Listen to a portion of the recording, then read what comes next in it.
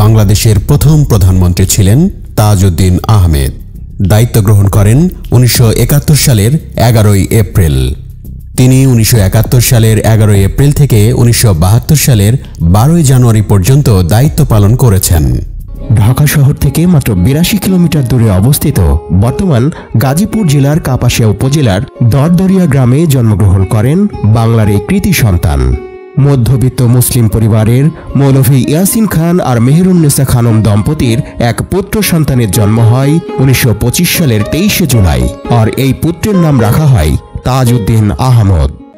রাজনৈতিক দূরদর্শিতার কারণে মাওলানা ভাসানীরও তাজউদ্দিনের প্রতি ছিল বিশেষ স্নেহ।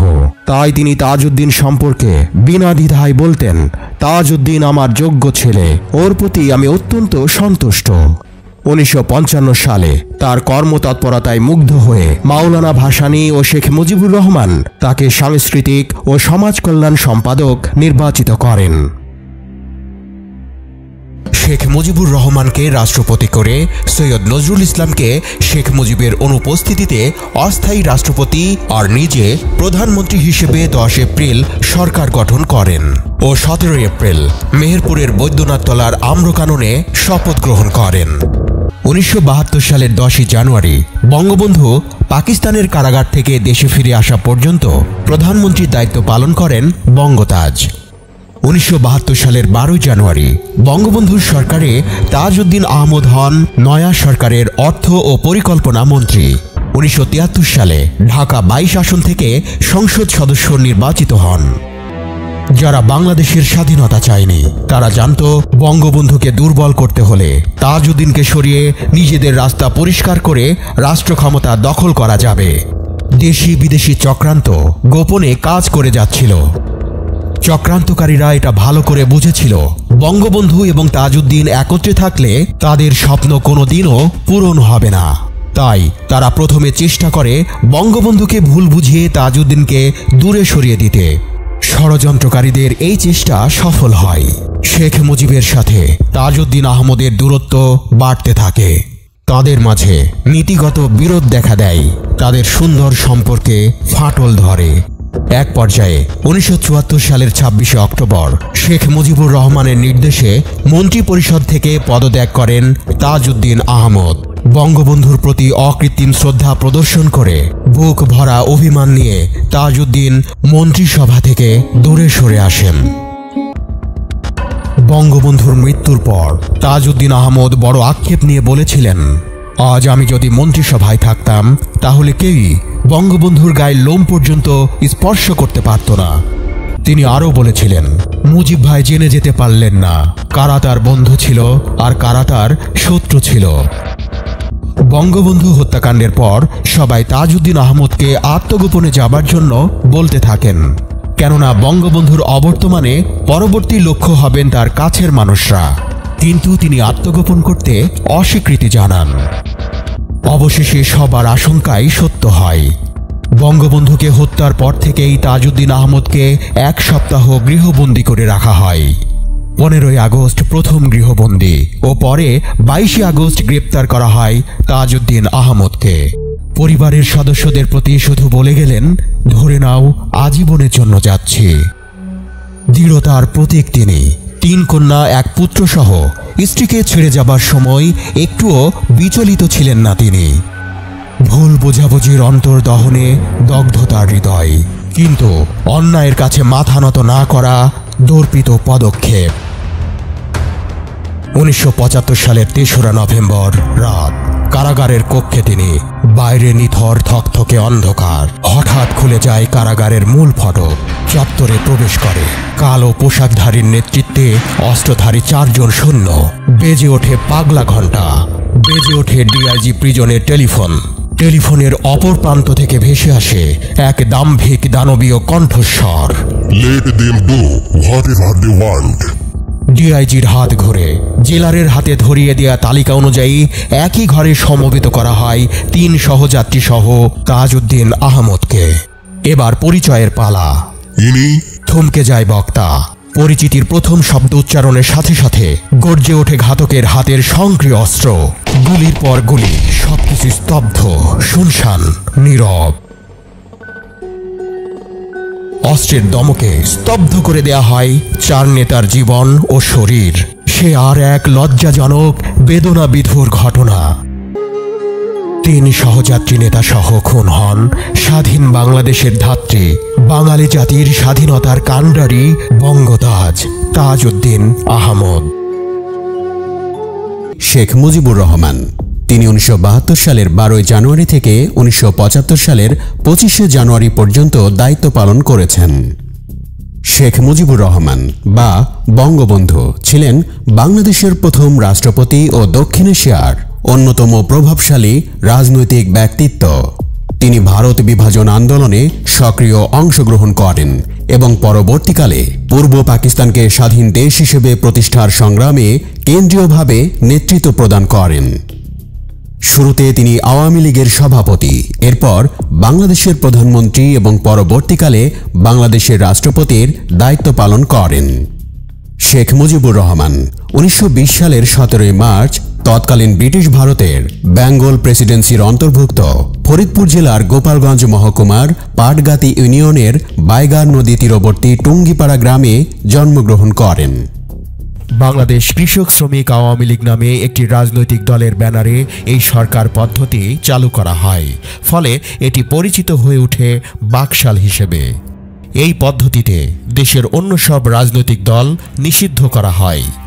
স্বাধীনতার কয়েক বছরের মধ্যেই এই সরকার পদ্ধতি ছিল গণতন্ত্রের প্রতি বিরাট আঘাত। এজন্য দেশে বিদেশে বেশ সমালোচিত হয়েছিলেন বাংলাদেশের প্রতিষ্ঠাতা রাষ্ট্রপতি শেখ মুজিবুর রহমান। 1975 সালের 15 আগস্ট বাংলাদেশের প্রতিষ্ঠাতা রাষ্ট্রপতি শেখ মুজিবুর রহমান ও তার পরিবারের অধিকাংশ সদস্যকেই হত্যা করা হয়। একদল সেনা কর্মকর্তা এই হত্যাকাণ্ডের সঙ্গে জড়িত ছিল। এই হত্যাকাণ্ডের মাধ্যমে বাংলাদেশের স্বাধীনতা আন্দোলনে নেতৃত্বদানকারী দলটি ছত্রভঙ্গ হয়ে যায়। মোহাম্মদ মনসুর আলী, তিনি 1975 সালের 25 জানুয়ারি থেকে 1975 সালের 15 আগস্ট পর্যন্ত দায়িত্ব পালন করেন। মোহাম্মদ মনসুর আলী জন্মগ্রহণ করেছিলেন সিরাজগঞ্জ জেলার রতনকান্দি ইউনিয়নের কুড়িপাড়ায় 1919 সালের 16 জানুয়ারি। তিনি শেখ মুজিবুর রহমান কর্তৃক বাকশাল প্রতিষ্ঠার পর তিনি বাংলাদেশের প্রধানমন্ত্রী হয়েছিলেন। 1968 সালে তিনি পাকিস্তান ন্যাশনাল গার্ড বা পিএনজির ক্যাপ্টেন পদে অধিষ্ঠিত হয়ে যশোর সেনানিবাসে প্রশিক্ষণ নেন। তখন থেকেই তিনি ক্যাপ্টেন মনসুর নামেই অধিক পরিচিত ছিলেন। যদিও তিনি সেনাবাহিনীর ক্যাপ্টেন ছিলেন না, 1971 সালে মুক্তিযুদ্ধের প্রাক্কালে মেহেরপুরের বৈদ্যনাথতলার আম্রকাননে গঠিত বাংলাদেশ সরকারের তিনি অর্থ মন্ত্রণালয়ের দায়িত্ব নিয়ে গুরুত্বপূর্ণ ভূমিকা পালন করেন। 1975 সালের 3রা নভেম্বর জেল হত্যার ফলে নিহত 4 জাতীয় নেতার মধ্যে তিনিও একজন। তার পুত্র মোহাম্মদ নাসিম বাংলাদেশ আওয়ামী লীগের একজন প্রভাবশালী নেতা ছিলেন।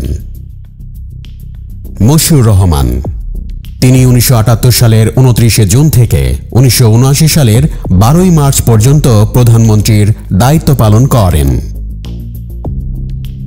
মশিউর রহমান, যিনি জাদু মিয়া নামে পরিচিত ছিলেন, তিনি জিয়াউর রহমান সরকারের সময় প্রধানমন্ত্রীর মর্যাদায় সিনিয়র মন্ত্রী ছিলেন। তিনি মাওলানা ভাসানীর শিষ্য ছিলেন এবং 1976-এ তার মৃত্যুর পর বাংলাদেশ ন্যাশনাল আওয়ামী পার্টির সভাপতি হন। ছাত্র জীবনে তিনি অবিভক্ত ভারতে ব্রিটিশ বিরোধী আন্দোলনে যোগ দিয়ে রাজনীতি শুরু করেন, তবে তেভাগা আন্দোলনের সময় তার ভূমিকা নিয়ে বিতর্ক রয়েছে। পাকিস্তান সৃষ্টি হওয়ার পর আওয়ামী মুসলিম লীগ গঠিত হয়, তিনি এর একজন প্রতিষ্ঠাতা সদস্য। এরপর ন্যাশনাল আওয়ামী পার্টি গঠিত হয় এবং 1979 সাল পর্যন্ত তিনি এই রাজনৈতিক দলের একজন জাতীয় নেতা হিসেবে বিভিন্ন পর্যায়ে নেতৃত্ব দিয়েছিলেন। মশিউর রহমান 1924 সালের 9 জুলাই নীলফামারী জেলার ডিমলা উপজেলার খগাখড়িবাড়ি গ্রামে সম্ভ্রান্ত মুসলিম পরিবারে জন্মগ্রহণ করেন।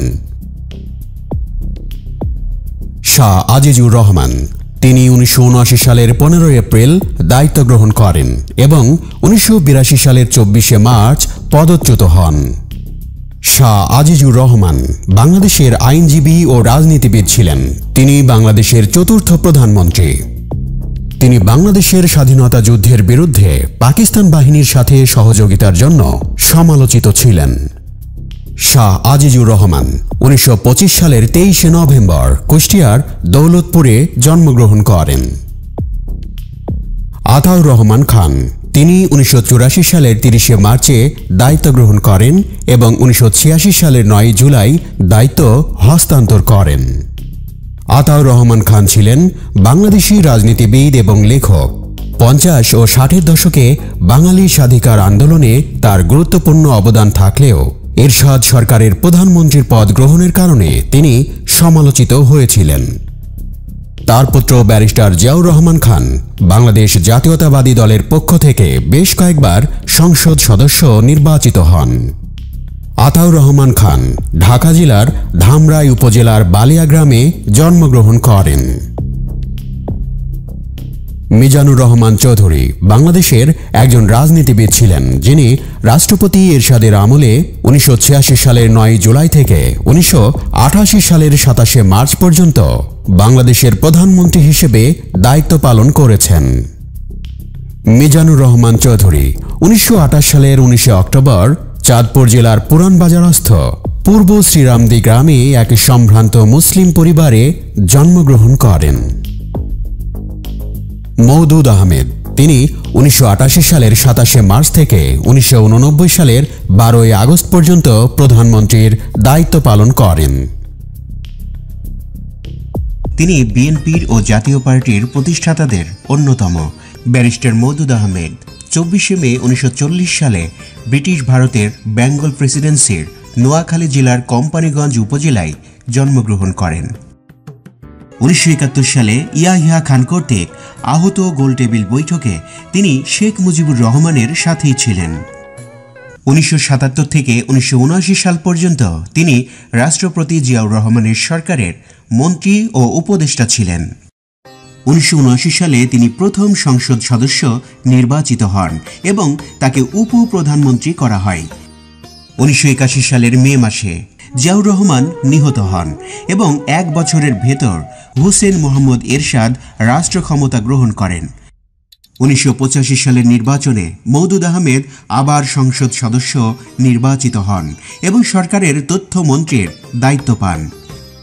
1 বছর পর 1986 সালে তাকে আবারও উপ-প্রধানমন্ত্রী করা হয়। 1988 সালে তিনি প্রধানমন্ত্রীর দায়িত্ব গ্রহণ করেন। 1989 সালে তাকে শিল্প মন্ত্রণালয়ের দায়িত্ব দেওয়া হয় এবং এরশাদ তাকে উপরাষ্ট্রপতি করেন। 1990 সালের 6 ডিসেম্বর এরশাদ সরকার জনরোষের মুখে ক্ষমতা ছেড়ে দেয়। জাতীয় পার্টির মনোনয়ন নিয়ে 1991 সালে মওদুদ আহমেদ আবারও সংসদ সদস্য নির্বাচিত হন। 1996 সালে আওয়ামী লীগ ক্ষমতায় এলে তিনি বিএনপিতে যোগদান করেন। 2001 সালেও তিনি বিএনপির মনোনয়ন নিয়ে সংসদ সদস্য নির্বাচিত হন। 2021 সালের 16 মার্চ সন্ধ্যায় মৃত্যুবরণ করেন। কাজী জাফর আহমেদ তিনি 1989 সালের 12ই আগস্ট থেকে 1990 সালের 6 ডিসেম্বর পর্যন্ত প্রধানমন্ত্রীর দায়িত্ব পালন করেছেন। কাজী জাফর আহমেদ বাংলাদেশের একজন রাজনীতিবিদ এবং 8ম প্রধানমন্ত্রী। তিনি হুসেন মোহাম্মদ এরশাদ সরকারের সময়ে বাংলাদেশের প্রধানমন্ত্রী হন। 1939 সালের 1 জুলাই কুমিল্লার প্রখ্যাত চিওড়া কাজী পরিবারে তিনি জন্মগ্রহণ করেন। বেগম জিয়া প্রথমে বিএনপিকে নিয়ে 1983 সেপ্টেম্বর থেকে 7 দলীয় ঐক্যজোটের মাধ্যমে এরশাদ বিরোধী আন্দোলন শুরু করেন। একই সময় তার নেতৃত্বে 7 দল আওয়ামী লীগের নেতৃত্বাধীন 15 দলের সাথে যৌথভাবে আন্দোলনের কর্মসূচি শুরু করে। 1986 সাল পর্যন্ত 5 দফা আন্দোলন চলতে থাকে, কিন্তু 1986 সালের 21 মার্চ রাতে আওয়ামী লীগ সভানেত্রী শেখ হাসিনা এরশাদের অধীনে নির্বাচনে অংশ নেয়ার সিদ্ধান্ত নিলে ঐক্যবদ্ধ আন্দোলনে বাধার সৃষ্টি হয়।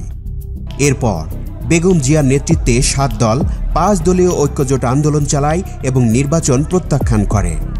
1987 সাল থেকে খালেদা জিয়া এরশাদ হটাও 1 দফার আন্দোলন শুরু করেন। এর ফলে এরশাদ সংসদ ভেঙে দেন। পুনরায় শুরু হয় ঐক্যবদ্ধ আন্দোলন। অবশেষে দীর্ঘ 8 বছর একটানা নিরলস ও আপোষহীন সংগ্রামের পর 1991 সালের 27 ফেব্রুয়ারি অনুষ্ঠিত হয় সংসদ নির্বাচন। সেই নির্বাচনে খালেদা জিয়া মোট 5টি আসনে অংশ নিয়ে 5টিতেই জয়লাভ করেন। 1991 সালের 19 মার্চ বেগম খালেদা জিয়া পঞ্চম জাতীয় সংসদ নির্বাচনে গণপ্রজাতন্ত্রী বাংলাদেশ সরকারের প্রধানমন্ত্রী নিযুক্ত হন।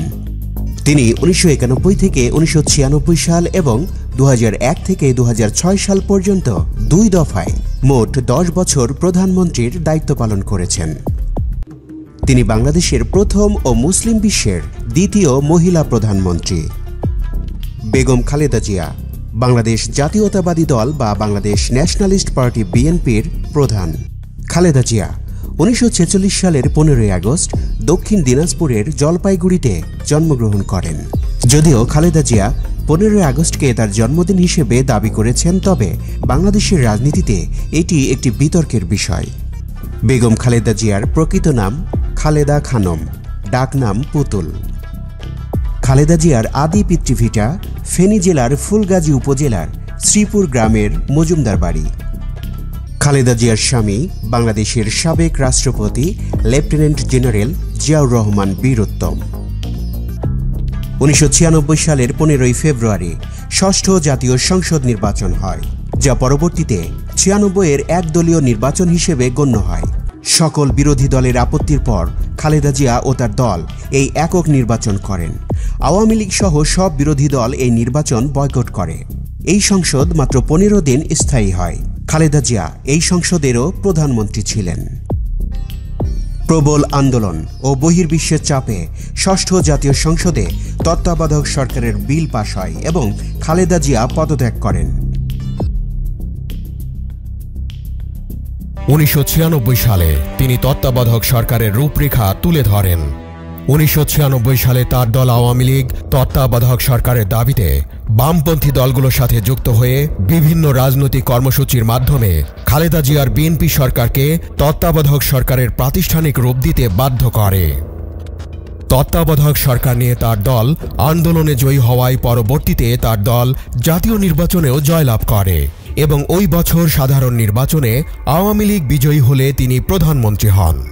1996 সাল থেকে 2001 সাল পর্যন্ত প্রধানমন্ত্রীর দায়িত্ব পালন করেন শেখ হাসিনা। 2001 সালের নির্বাচনে বাংলাদেশ আওয়ামী লীগ বড় ব্যবধানে হেরে যায়।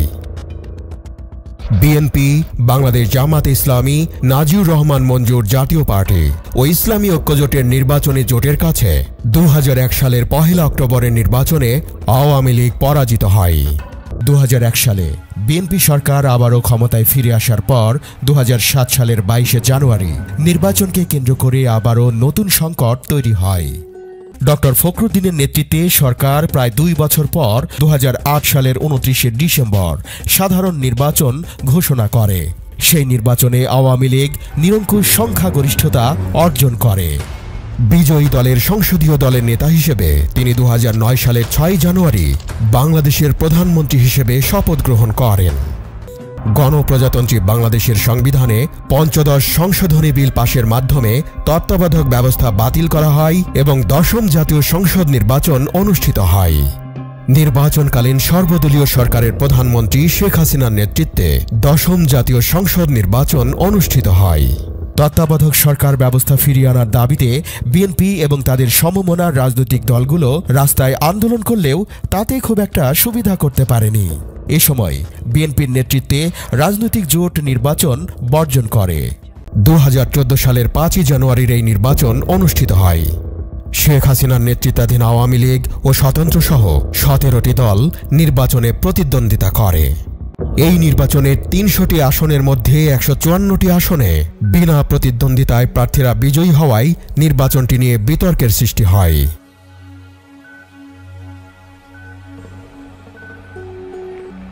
মূলত শেখ হাসিনাই এখন পর্যন্ত বাংলাদেশের দীর্ঘতম সময়ের সরকার প্রধান।